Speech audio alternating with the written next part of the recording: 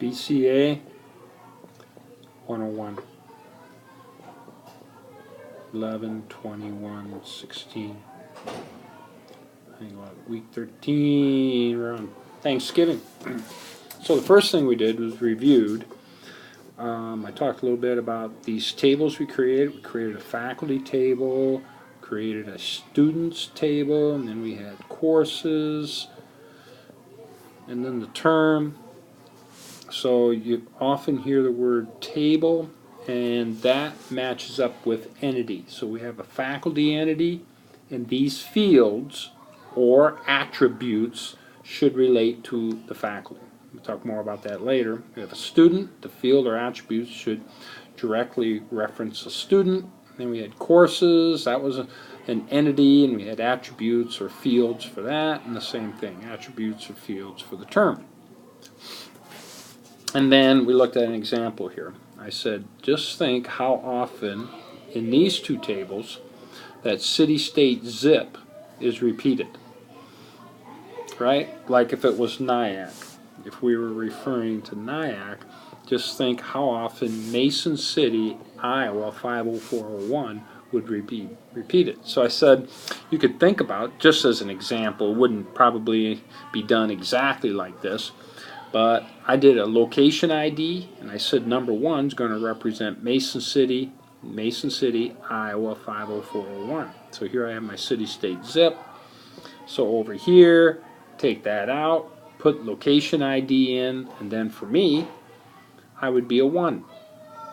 And maybe the next person would be Clear Lake. And so here we could have, you know, different numbers over here for different towns in the area, and we could just put the number in.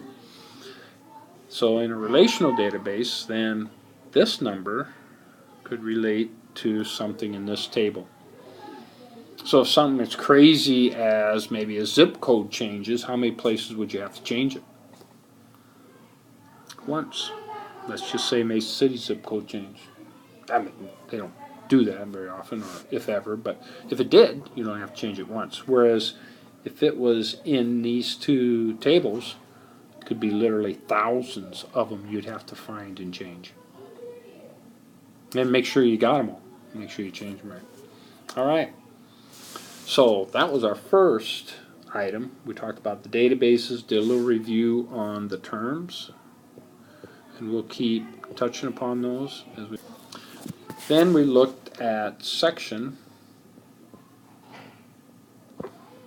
7.1 in the outline. Even though you have a video to view, we talked about this in class. First thing we did was we talked about levels of management. Then we talked a little bit about levels of information. So here, and we talked a little bit about CEO or VPs, vice presidents. Up here in this top level, for most companies there's not very many. It might only be like 1 CEO and maybe 5 or 10 vice presidents. Then for a lot of companies you might have, I'm not saying for sure, but you might have middle management. People here, more of them, the triangle's bigger, and then I made it bigger, first line supervisors who oversee the workforce. So here at the college, this could be the division chairs, this could be the VPs at the college, and this right up here could be the CEO. And then who's above all of this? Most corporations and colleges have a board of directors. Alright? So then the students worked on thinking of examples at their place of work. Down here, the workforce, right there, that's me. I don't know, I just put me in there somewhere. I'm in the workforce. I don't oversee anybody, okay? And I see too the division chair. That would be my supervisor. Now, in a business, we're going to talk about levels of information. Okay, so then we talk about transactional. These things like, if we're talking about NIACC, You know, we've got, I have to submit grades eventually, or a student registers for a class, and so then something happens in financial, and so this all interacts in here, so to make sure they pay their bills and so forth, and then they're registered for a class, they can take the class. Okay, transactional, a lot of different people involved at the transactional level. Okay, supervisors, and then workforce, right? Like me, I teach a class, I submit grades. They sit in here, okay? And then we talk about tactical information, month to month, tactics, things that are above just transactional, but yet not at the strategic level where we're planning for next year and the year after that and the year after that.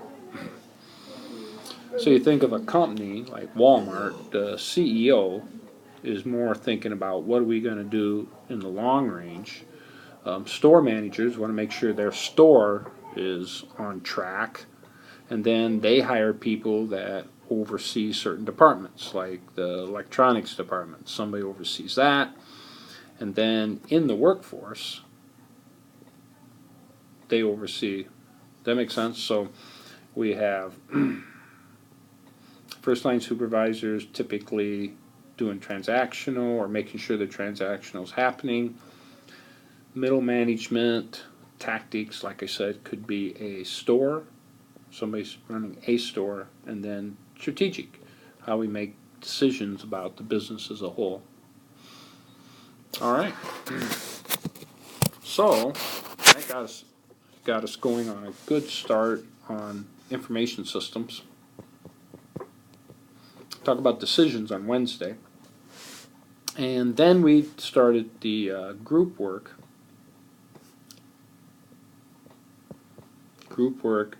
on the project, on a database project. Not the individual one, a group one. So I talked about query. Query is where we go into that database and get information out, okay? And we worked on two of them today. Ad hoc, those are not saved. Okay, and then we have saved queries. And then later on we'll talk about queries from multiple tables, you know, drawing in relation. That's the advantage of a relational database. You can pull data from all these tables and get some type of information out. Then we didn't do that today yet, eventually we move the reports. We can take a query and build a report. Build a nice report that's produced every month, every week, you know, quarterly or whatever, pulling out information from queries into a report. And then one other thing we will be doing in the course in the databases are creating tables. And we might get to that on Wednesday also, where you create your own table or multiple tables for your database. All right, well that's it for today.